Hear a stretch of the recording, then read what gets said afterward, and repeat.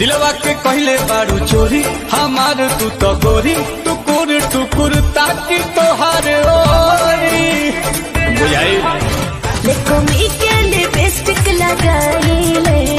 lotus के facial कराइले एही से अजोरिया के चांद भइलू एही से अजोरिया के चांद भइलू कातना लइकन के जान भइलू गोरी लागता कि अब के सियान भइलू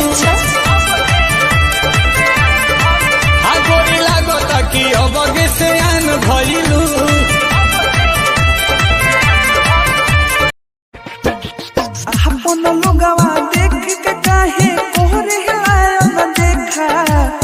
अपन लोगवा देख के काहे कोहरे आयन देखा बाबा देखी ना हाथ के रेखा